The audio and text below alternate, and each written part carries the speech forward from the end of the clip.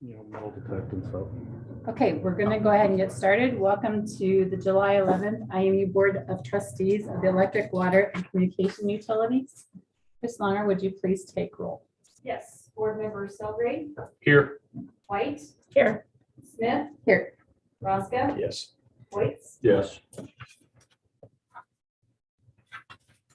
Thank you. I'd entertain any public comment this evening.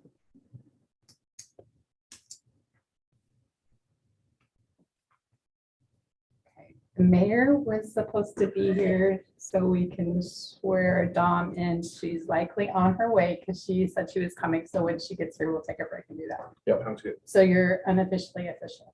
All right. Okay, welcome, by the way. Thank you. We'll start with consent agenda. Any comments on or questions on the claims for June 30th? I had one as I was going through it, and it's on, let's see. Now, what the heck is it? There it is. To ACO Unlimited, we bought a 3/4 inch ball valve, and I don't know who that was under, but it was $718. And I thought, like, is this in platinum or what is the deal with this ball valve? That would be one of loose purchases, Okay, so I can't. And explain he's not exactly here. What that is, but I was just curious. I'm not implying that it's not on the up and up. It just seems like when I think of a ball valve, I think of a $10 or $20 item. Fine. Yeah, I suppose. Inflation. Any other questions? We can have Lou get back to us on that. How about any questions on the July 11th claims set? Any discussion there? Okay. We'll move on to the financial reports. Chris Longer, Christie, any commentary for those as we look at those? not really any commentary on this. This is for the month of May. We are starting to get our month of June, fiscal year in June 30th, 2022, getting some of that information in. Obviously, we'll have that until August. So this is for the month of May. You can see the data down below that was forgotten last time. We've got that back in, gallons pumped, kilowatt hours sold, all of that inventory. So I guess unless there's any questions, May was pretty. I thought it was odd that there was, well, no, it wasn't, never mind. Well, slightly, there was a negative 0.3% on the electric usage or bill. For that time of year, I just thought that was kind of an odd thing, not that it was anything big. That's year to date, isn't it? Yes, it is. Oh, okay. Yes, it is. But if you compare just May to May of last year, it's 8.6 million kilowatt hours sold and 8.7 for 21-22. Mike, I was gonna ask back in March, our kilowatt hours used was quite a bit higher than the month prior and the month after. Is there something that drives that in the month of March? Probably just gonna be usage for people like that. It happened a little bit of fun. Not very long, but. I would say, Yeah. that's about the only thing I noticed. These seemed odd. that- Schools still working in session. We'll see that every now and then. The schools are just catching at the end. We'll be turning on AC and then also they drop off. Chris, did you have some thoughts? Just the timing for those, I'm trying to line up if the March 1st bill, it would have been from January 15th to February 15th. Yes, and then also, I'm not sure what time frame we migrated from reading on the 1st to the 15th, so some of that variance could be in there as well. But it does look like last year was kind of in that same range, so. Yeah. Maybe there is something like Mike said seasonal. Any other questions on the May finance report? Okay, we'll move on to the minutes from last board meeting. Any questions or discussion related to those? Move to approve the consent agenda items. Second. All in favor? Aye. Consent agenda approved.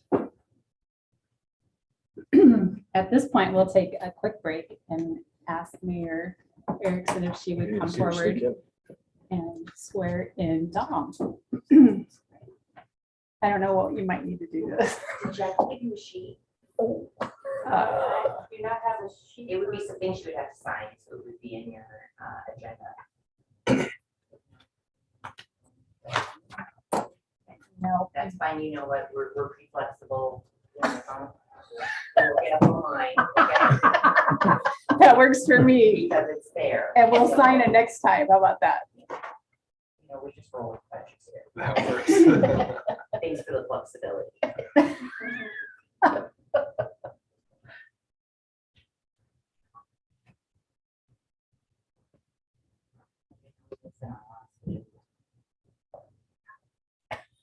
Sorry, I should have given you a little bit more heads up. No, you know what, Jackie's so great about it, but I thought she didn't. She's out and she probably need to think about it. What do we do without that? I know. She keeps All us right, all Dom, straight. I'll have you come forward. I'm pulling it straight from the Iowa code, so I know we're doing it right. Okay, I will have you. Where's the photographers? Oh, here.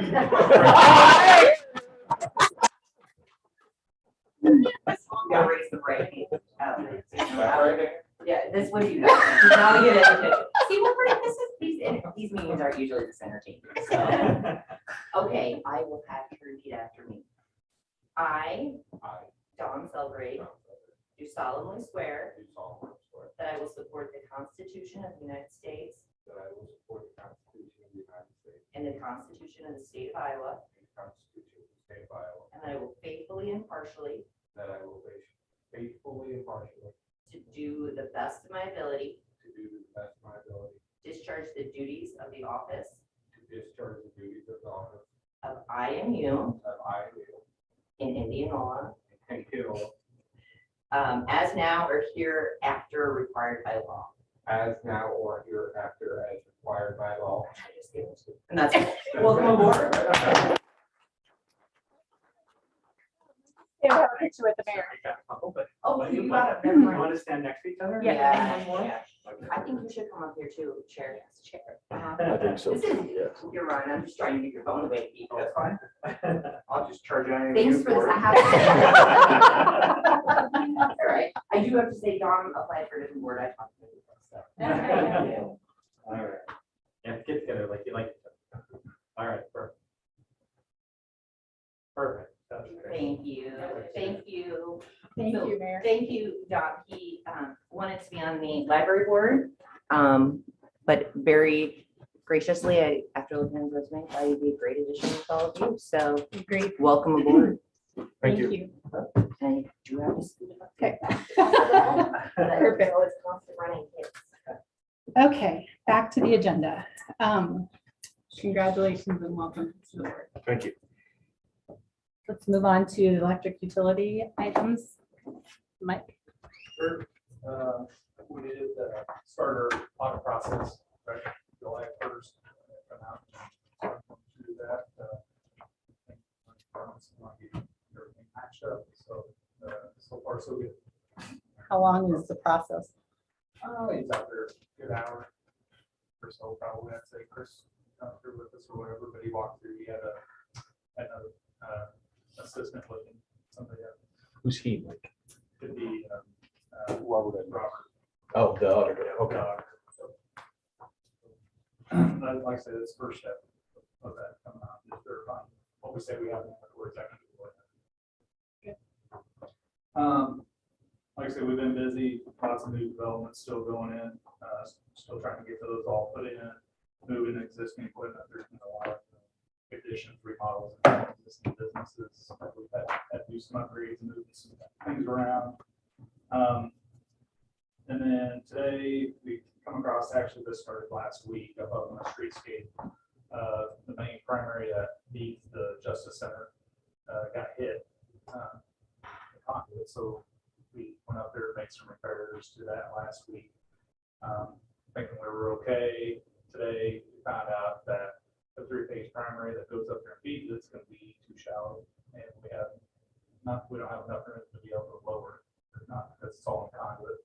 So there's just no flexibility in moving this down or anything. So we went ahead and started the process this afternoon to trench in the new conduits to go up the roadway. And doing it all in-house. We'll move, cut over by sometime next week as part of that process. Trying to get this done. I think they're officially towards the end of the month. Dispatch is supposed to run out of there as well. So was that just a oversight or? Lots of concrete over it until they start digging out and they can actually get elevation on it, all that stuff.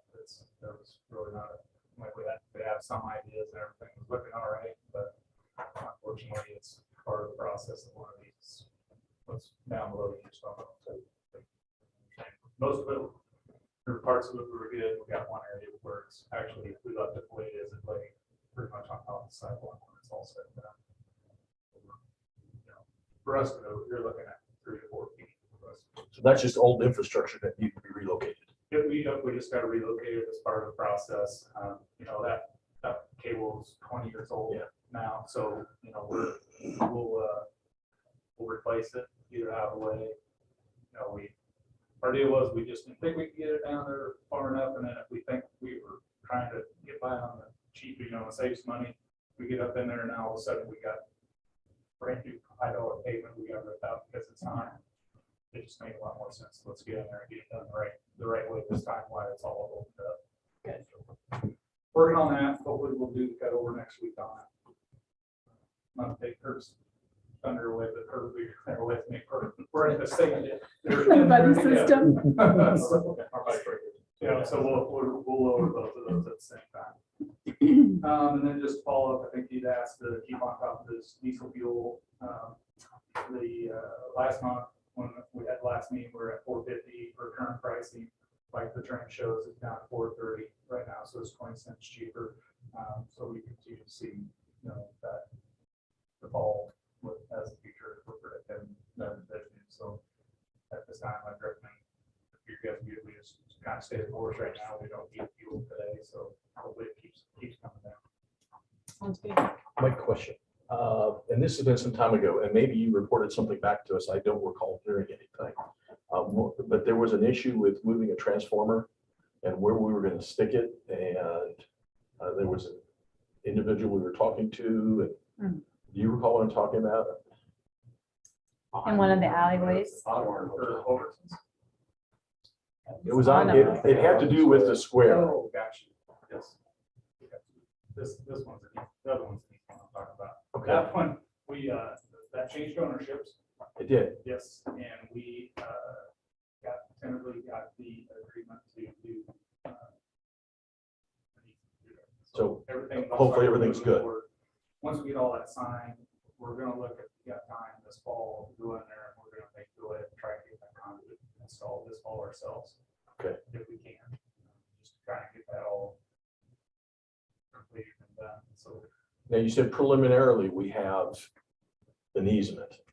Yep. What does it take to not have that be preliminary? They're working on it right now, they're just putting the easement together. Okay. And getting it to them, getting it signed. Okay. Yep.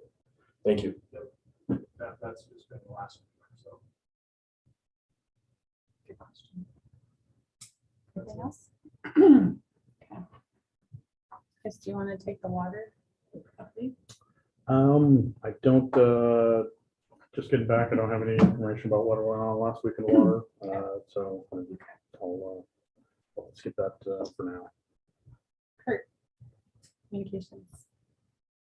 Yeah, the action item first, the approval payment to Murphy Tower Services for $67,562.35. This is for that NOFA 7 North project and the water recovery facility fiber extension. So Murphy submitted a claim for approximately 70% of the work completed. They finished actually doing most of the conduit and the cable pull in the spring. We had Newcom come down and inspect. We found a few issues with some places that were missing mule tape and some tracer that wasn't all tied together yet. So since then, Murphy's been in, corrected those issues. We were out last week. Aaron Rasco helped us go out and make sure we can locate it out there. Everything's good down at the tracer. Yield tape's in as far as that goes. So everything's looking good there. The only thing we haven't had a chance to do yet is to OTDR or shoot the fiber. They're running a little bit behind out there on the wastewater facility where they thought they would be, but it sounds like we'll be able to get in there in a couple of weeks, get our patch panel in, and do that last splice in the admin building. Once we do that, we'll be able to shoot the fiber and make sure everything's okay there. So at which point then we've got a little bit, maybe a couple spots of restoration we'll need to do out there, but the nice part about the county is everything's out in the ditches and roads right back up. So I don't think there's much. There's a couple places that go right out to the road that we may need to take a look at, but otherwise it's looking good. So anyway, I just kind of want to give an update. That's a big number for us that we haven't had to come through here. Just let you guys know where we're at. And then once we verify that the fiber is good, I'll let Eli know over Murphy that they can submit the invoice for 30%. So you did say this was 75% or 70, just 70%. So we still have 30% for change. So we're not asking for approval of that today. You're just making us aware of that until they shoot that fiber. Is that what you're saying? Yeah. So with Murphy requested that we pay 70%. That's been, I think that's a fair amount. Yeah, conduits in, everything's been pulled in, everything's good except the shooting the fiber. So I would recommend we go ahead and pay the 70% today. We still have 30% in retainage, and once we shoot the fiber, then we'll go ahead and let those invoices last amount. So once that fire is shot, the fiber is shot, then is that the last thing that needs to be done on that? Okay. Yeah. Other than just again checking those, there's like I said, a couple spots where the folks out there mow all over the road. I just want to make sure we've got good grass growing there. But this spring time when they did it, it was a kind of that cold snap where nothing was growing really well. So we'll be able to shut all that. So. So I need a first and second motion to approve the payment for $562.35 for the work completed. So moved. Second. All right. I just wanted to get you on the minutes, Don. All in favor? Aye. Motion approved. Now we know you're real. Not till it makes a motion. Okay. Any other communication items? Yeah, now that we've hit the new fiscal year, Newcom is starting to work on the engineering for the connection to the houses up there on that north side. So our road crossings, things up there they're taking a look at. Hopefully we'll still have time to install the begin installation in that area. As well as that, Newcom's also been working on the transport material RFP with the Pella and us. Talking to Doy over at Pella, that should be ready to go for bids hopefully next week. I think they will approve it next Tuesday at their meeting and send that out. And then I'm not sure how many weeks they're given to get that back in, but once I find out from Doy, I'll let you guys know. And then once we get numbers, we'll obviously pass those along for you. In addition to that north route, we're also starting engineering on the south route. There's a transport portion of it to get connected to the county maintenance building, but not the back one. So still fingers crossed that we get the engineering done for that. And again, a late fall project out there. I don't think it'll take much more than a couple weeks to get that done, assuming it doesn't take too terribly much doing it in South River. But even if we can't get that done, we can get a lot of the rest of it done. Maybe come back to the river in the spring if we had to. So otherwise, yeah, business as usual. I kind of filled you on what's going on around the square. So the bad news for us, we had just pulled a new 96 in up that the old conduit. So I think the idea is we'll probably cut that, pull it back, and pull back into the new conduit. So we'll also have a little bit of an outage up there, but hopefully we can do that a week from Wednesday and after hours, and hopefully don't be a couple hours back up and around. So when did you say the dispatch was moving in? Because they're 24/7, right? Yeah, they're 24/7. They're working on the admin building right now. The meetings I've been having with them, they're going to cut over to the new building to test on the 25th. They'll be running on both the Justice Center and the admin building on the 25th. And then their hope is everything goes correctly. They'll cut everything over on the 27th. So they wouldn't be impacted next So year. yeah, so luckily we found this before then. So they're just good. So, yeah. Okay. The next item is a presentation by Michael Maloney. Are we calling him or is he online? Mike should be, Mike, are you there? Yeah, is that a reasonable volume there when I'm talking? It's pretty loud. We can definitely hear you. Well, you guys know I'm usually a very quiet talker, so I'll do the best that I can here. But I think the last time I visited with you guys was in regards to the same transportation project. And it's related to what we just heard Kurt talk about with Pella and their impending bids for that transmission project. So with that being finalized, we wanted to re-update the analysis, kind of the break-even cost analysis that we talked about a couple months ago. So I think that summary page with the supporting documentation is provided as part of the packet. And I think the short story here is, even though interest rates have increased somewhat over the late spring, early summer time period, the result of that break-even analysis is effectively the same. We're within basically a year of the break-even at all the different expected inflation considerations, 3, 4, 5%. Were the three scenarios we talked about. And in that case, it's 10, 13, or 15 years to break even based on the similar assumptions we talked about. And this is really just to summarize and reiterate, and for our new board member, just a heads up, really a lease versus own analysis here. So we know our lease costs for increased bandwidth, and then the increasing costs under the contract we can model out versus a potential bond issue with principal to pay for the infrastructure. Basically, the Indianola IMU share of the Pella Indianola shared transmission assets with interest cost to get that break-even analysis. I'm happy to go into that detail, but I think that's sort of the story here. And obviously, as Kurt mentioned, with bids being received here later this summer, want to be moving forward, and we'll talk a little bit about timeline and what that might look like. I'm going to pause there. And Chris, am I way too loud, way too quiet? Am I hitting the mark on the content there for you? No, I think volume is good, and yeah, for Dom, I know we talked a little bit about it in the introduction, you know, and for a refresher for everyone else, we have a 2080 agreement working with Pella to develop this joint transport route. So, you know, with that, and Mike's kind of summarizing it up to what we have in front of us is kind of a lease versus own analysis. Does anybody have any questions surrounding that? Maybe, you know, more house wise, other considerations? So I did a little bit of math earlier. Is the maintenance a cost that's there regardless of whether we own or lease? I wasn't sure if that's part of a lease cost or not, because The maintenance cost would be, we're taking a guess. It likely is a high guess, but that wouldn't exist with the lease purchase. They handle the maintenance on the route that we lease from them. So if there's a cut or construction damage, they're the ones responsible for doing that, fixing that currently. If we would own this, you know, our current agreement with Pella, or that we laid out, would be kind of the Golden Spike route. We'd have the, you know, total route length, and approximately at the middle, if the brake is on this side of it, we would be responsible for those maintenance and fixes. And if it's on the Pella side, Pella would. You know, we reluctant to say this to jinx it. You know, we haven't had any of those maintenance related expenses or significant ones for the Norwalk route that we own. So that represents our, you know, best guess. Kind of, it is weighing down that own. I think it's overly burdening it. We'll likely not see those maintenance costs or repair costs, but it's trying to be fair, saying there could be some costs that show up from time to time owning it versus leasing it.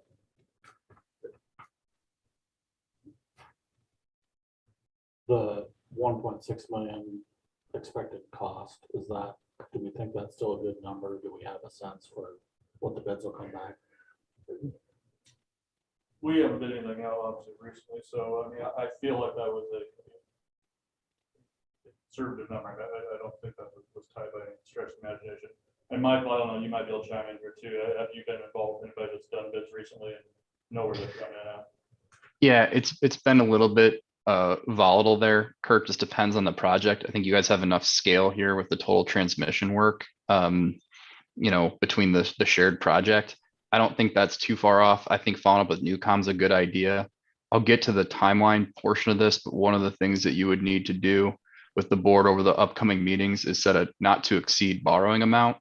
And what that would do is it would include not just the project cost, but the related bonding costs and some rounding and contingency. So before setting that up with the attorneys, we'd obviously bake in a little bit of cushion in there on whatever Newcom goes out with Pella, who's handling the bid for the overall portion of which IMU would have the share. Kurt, does that make some sense in terms of at least giving us some buffer as we move forward before finalizing that detail? Yeah, definitely. And I think we'll also probably get some decent idea. Obviously, the material portion of this is going to go out to bid first, so it'll be interesting to see if that comes back in within Newcom's range. So, and again, you know, Newcom's been good in the past. We've always gotten an under budget, so hopefully we'll continue. So just hypothetical, what if the bids come back, or what if our cost grows to, you know, be 2.2 million instead of 1.6 million? How is that handled in coordination with Pella? Yeah, at that point, I mean, right now with our 2080 agreement, either we both have to approve it to move forward. So both ends need to take a look and make sure it works for them financially, and then we move forward together. So we have the option if that price becomes too great, or we no longer think that's the right direction to go to pull out. So obviously we're gonna have some sunk engineering costs that we've already spent, but other than that, so. Yeah, so I mean, to the counterpoint, we could still think, hey, at 2 million, it's still a great deal for us. And if Pella doesn't like it, it would stop. So either party could pull a plug on that. Like Kurt said, you know, Newcom thus far has been good. Our last project with them, you know, the engineer route out to the sewer plant and our wastewater recovery facility. Those bids came back, you know, there was enough bids to feel like, you know, they were comfortably high, and all those bids came back 10, 15, 20% below what. Yeah. For the most part, And I'd add two things on that. Just, you know, obviously to jinx it completely here, you know, Jim and his team at Newcom have always, that's consistent, not just with Indianola. I think they've always done a nice job being conservative on that. And then the second piece was, Adam, just for your kind of context and what Chris had challenged me to do, you know, he asked me to run break evens looking at 20, 25 and 30-year type scenarios here. So you'll notice my supporting docs go out 30. It's just that the break even ended up being that 15 years and end piece. So I think from staff standpoint and my standpoint, these long-term assets, you know, we've got some cushion probably for that same sort of, is this break even worth it, even if we see some cost creep there, if that makes sense. Yeah, thanks, Mike. Absolutely. And what So- we could kind of delay this a little bit, but trying to get everything put together, but I think we're actually going to do this at a good time. This will either be a late fall sort of project or early spring, so I think we're going to do business. Will hopefully help us. So I know there's some slides I think that were handed out today. I'm not going to belabor that, but I think overall, just to support what you've already heard from staff, is obviously, you know, we've seen the kind of cutting the cord concept be, you know, part of where municipal fiber and really just the move away from traditional triple play services as we see the need for streaming. And what that does is put more demand on the internet side, which also drives, you know, higher tiers of subscribers and more bandwidth use. That's the reason why this is an important project.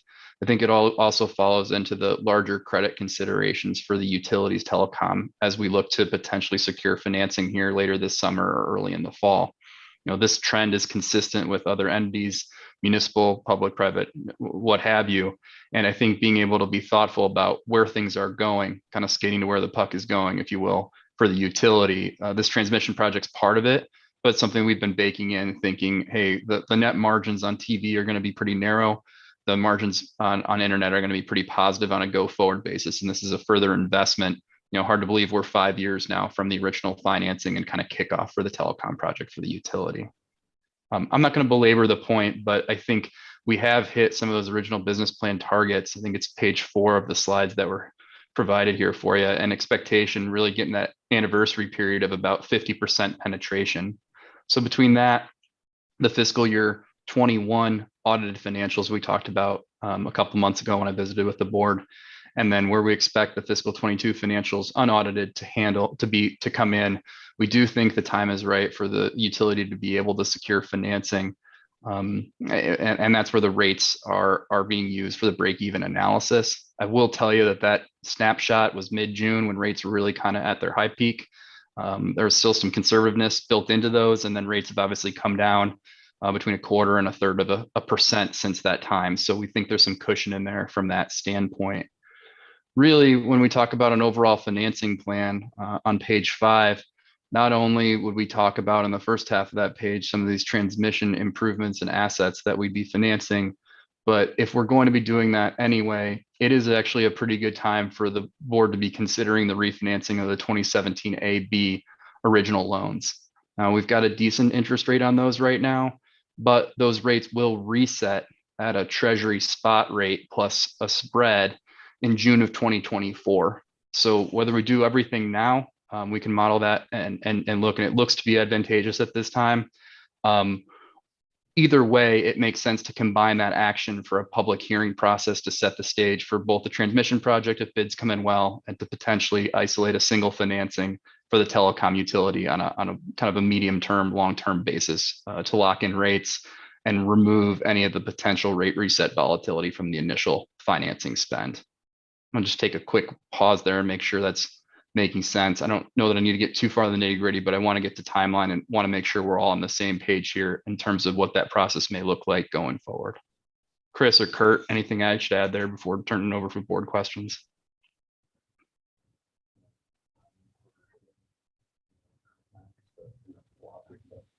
Oh, yeah, I mean, we are looking at right now with the subscribership that we have and expect to put on in the next 6 months. We anticipate we will lose probably full redundancy of feed times somewhere in the first quarter of next year. So if we would happen to have a cut on either side of our routes, we will lose TV connectivity at that point. So and then probably somewhere 3 to 4 months after that, we would also then lose the ability to fully provide internet service again with a cut. It would be fine as long as both routes were running. But if one of those routes got cut, would be down. It would be at a reduced capacity for other times. I don't know that I understand that. So it sounds to me that what we're looking to put in then is higher quality, better transmission. Is that the case? Exactly. So, yeah, but when we built the system out, the equipment we put in, we anticipated that 40% rate at this year. I mean, obviously we're 10% above that. Usage has gone higher, as Michael explained as well. So, so instead of seeing capacities on our equipment of somewhere around 50%, right now we're running about 75%. So, and every customer we put on raises that. So it's kind of a, one having TV change over the course of the 5 years is driving some of this, and then some of this is just results of our success too.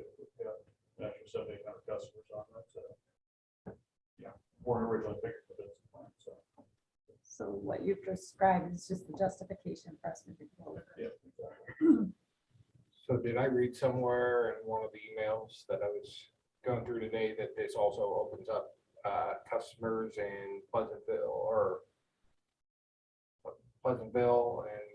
and potentially then? Yeah, those we'll customers certainly be along that going, line? yeah, we would go east out 92 out of that direction through Knoxville and up to Pella.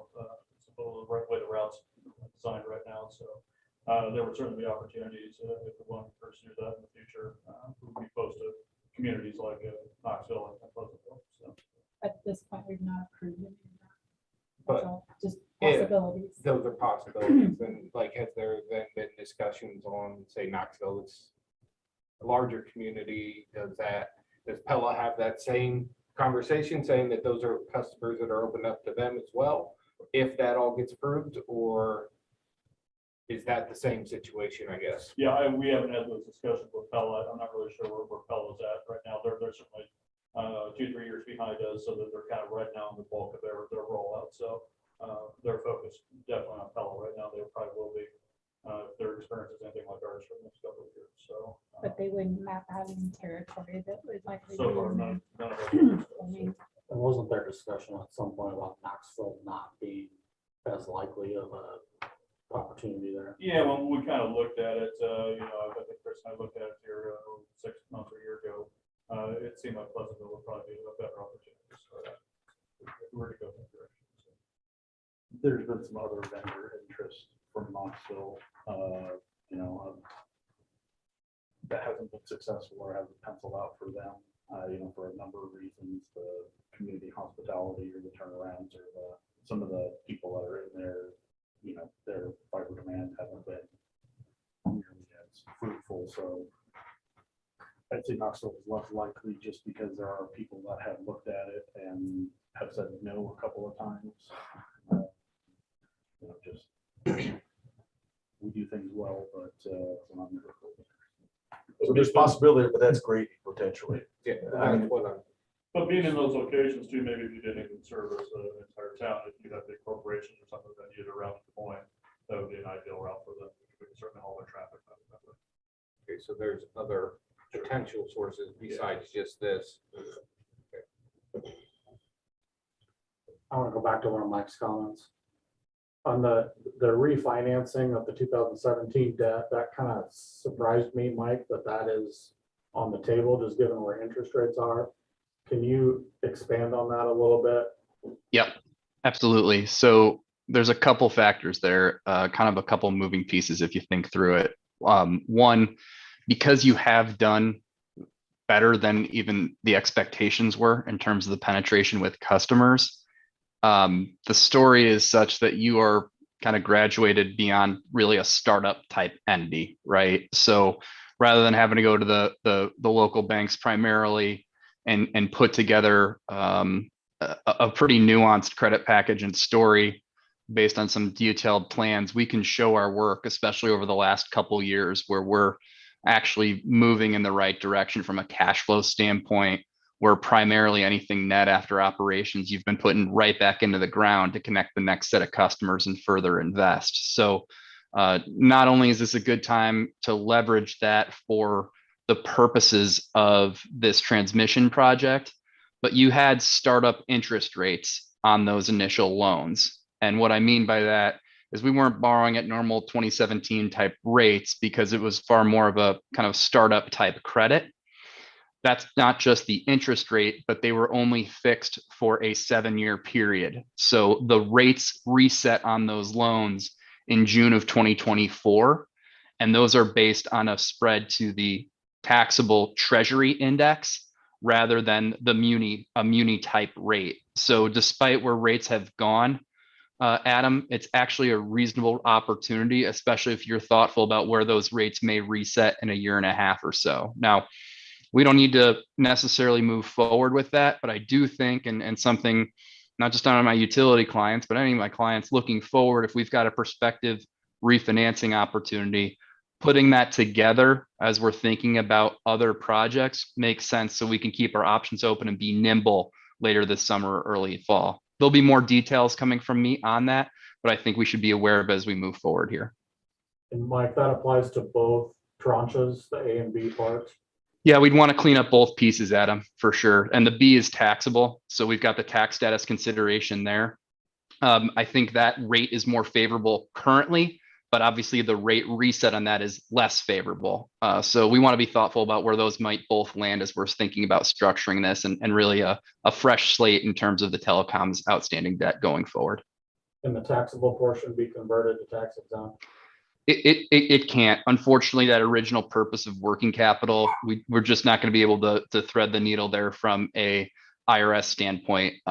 We've got some quote unquote bad money considerations that we could consider, but that was kind of tried and true working capital startup operating expenses for the utility. Great question though. I just didn't know if there was a way to recast that now. No, unfortunately not.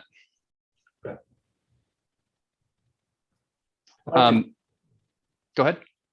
So if we were to take a look at this, would we then be looking at another 7-year reset or potentially get that established for a longer period of time? Yeah, I don't think we would change, Mike, the term of the existing debt. We'd keep that shape the same and just suck up the savings where we can. The difference would be those loans would be fixed till their final payment. You'd have a more traditional municipal bond type financing with fixed rates, callable only at your option. None of the unique type of things that we had to do back in 17. So we could go longer then. Yeah. You can go longer. There's some tax considerations that we'd work through there. I think we'd want to be thoughtful, and we've done a little bit of time on that. We'll obviously can come back. Christy and I have talked a little bit about what that shape could look like and how it could work. That's probably the next step in the process here. But yes, we can be thoughtful between the transmission piece and the outstanding debt to make that as beneficial for the utility as possible. One of the things Chris and Kurt and I wanted to be very clear on was to evaluate the transmission piece as vanilla as we could, like we did today and like we did in the spring for the board to make the decision, knowing that everything else we're going to manage from a tax status standpoint to optimize for the utility on a go forward cash flow basis. Mike, just to clarify, so right now we're 5 years in, we're talking about Right. 7 years out. We wouldn't be looking for another 20-year to extend that out. No. Run afoul of some tax considerations. We'd be looking at a 14, 15 Yeah, year finance. But we wouldn't have to do a 7-year. and then No. do that Again. Yeah. Fixed. for No. this. Yeah, Fixed 15-year yeah, finance. I understand, yeah. Okay, perfect. Good questions. My last piece is just on timeline. It's the last page in the slides, but that was generic. Chris had asked me to get a little bit more specific. So that's the one page that was in your packet with the little calendar graphic on top there for you. So, I started as of today's meeting, just kind of reviewing the timeline, but this actually aligns nicely with what Kurt had suggested for the Pella bid process. We could go ahead and get the bond attorneys at Allers working on your public hearing proceedings, knock those out starting at the late July meeting, hold that hearing in August as we're finalizing that bid feedback, et cetera. We can complete some of the analysis we talked about and obviously provide that to the board along with wherever those bids end up.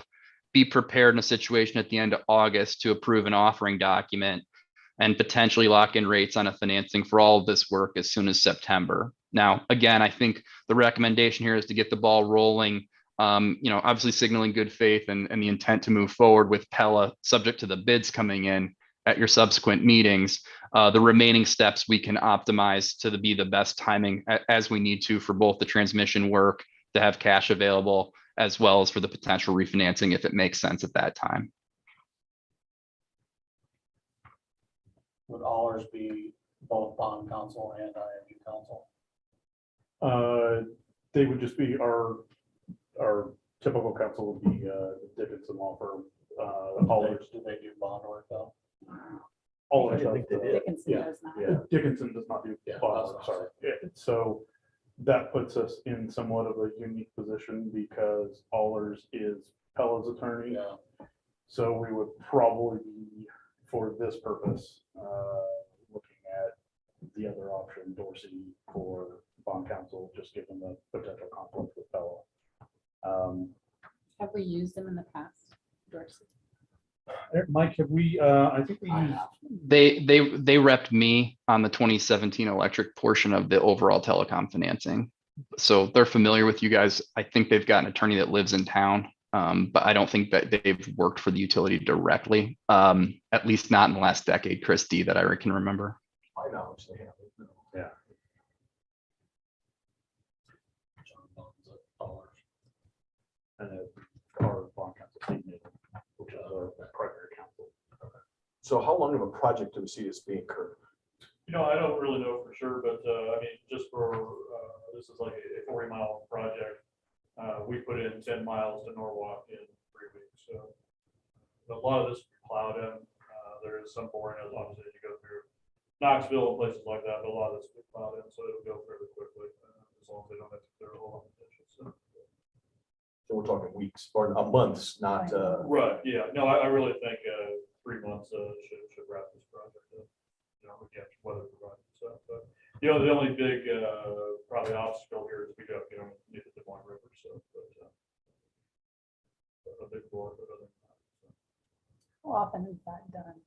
I don't have any idea, but, but we'll put in multiple pipes, so apparently you don't want to go back and do it again. Something happens, so I think it's spec'd out right now. It seems like it would be bigger than going under South River. Yeah, so yeah, it's a little bit bigger. Okay. Other questions for Mike or Kurt?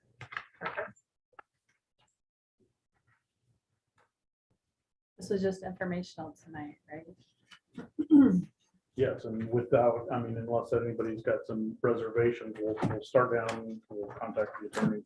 We'll start down the process and begin to see some of these financing timelines. We'll start the process on all of that and, you know, again, we're gonna operate, spend some of that time, you know, in good faith. We don't know what the hell of it will come back in and, you know, assuming they accept it. You know, there certainly is some risk and volatility in all of this, just working with two parties, but we're gonna do our part and, you know, that Mike has the calendar of potential important dates in front of you. So if anybody has any questions or, you know, think of something as you've you know, considered it further, feel free to reach out, but we'll start down this path and. we'll So start in our seeing some of next the stuff. meeting, then we'll discuss public hearing. Yes, at the public hearings. So just from my lack of being here, what was our previous rate on that's ballooning on the, in what, 2 years or what? Maybe I'm using the wrong term there, but versus, Yep. It's the tax exempt piece is at 4.25 right now, and it resets to 250 basis points over the 7-year treasury. And the taxable's at 5.25 and resets at 350 basis points over the 7-year treasury. And where's the 7-year treasury today, Mike? We pull that. Knew you'd be on that. I'm pulling it up right now. Here we go. Let's see. I give you the 10-year within a basis point pretty easy. The 7-year is always fun.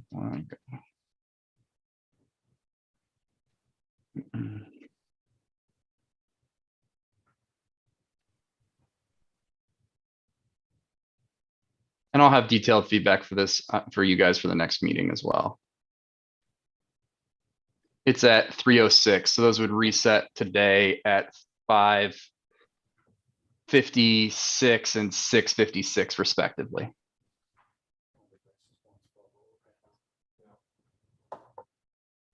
So those are taxable treasury yields, and on the municipal rates, right? Very different looking yield curve. You know, I think realistically you're sub 4. I can give you that with some level of confidence as of today, knowing that, you know, we'll see where things go over the next couple of months. So you think today you could say combined rate of sub 4? I think on the tax exempt for sure. I think it depends on how we end up structuring everything, Mike. But yeah, I think we'd be below 4 on the tax exempt piece for sure.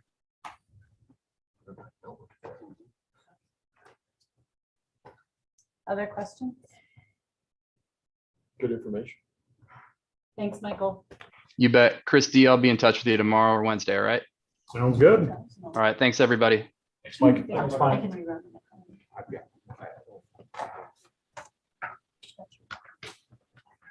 So we don't have to like the finance company. What's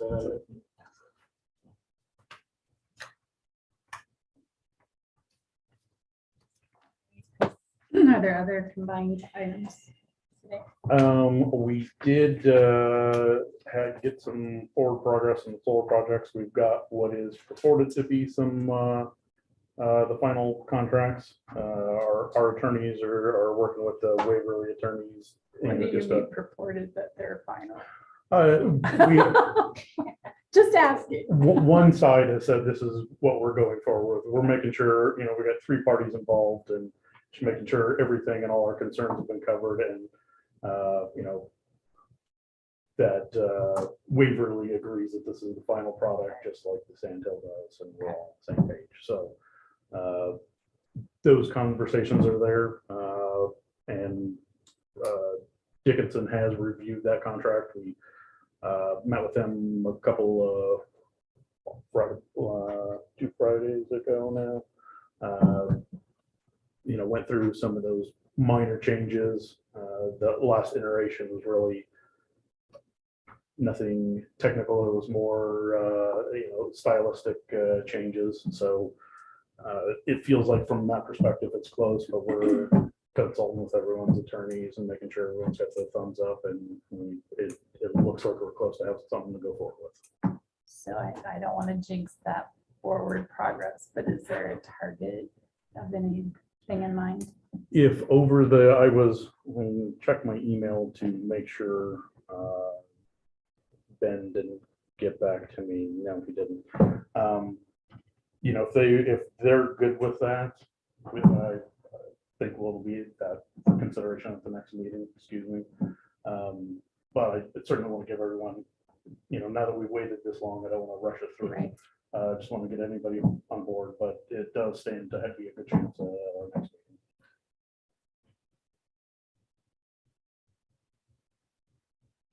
Okay, any other items? Have we had opportunity to do any work on the, I don't know what we're calling it, but the training facility and all that stuff as far as the meeting room? I haven't had a chance. Doug was out on vacation last week, so. That's fine. I know you guys have been busy. I just, Yep. So, thank you. Okay, with other questions or other business? With no other business, I would entertain a motion to go into closed session. So move. Second. Roll call, please. Board Member Sudley, Present. White, Yes. Smith, Yes. Raska, Yes. and Woods. Yes. All right, we'll go into closed session. Thank you, everybody.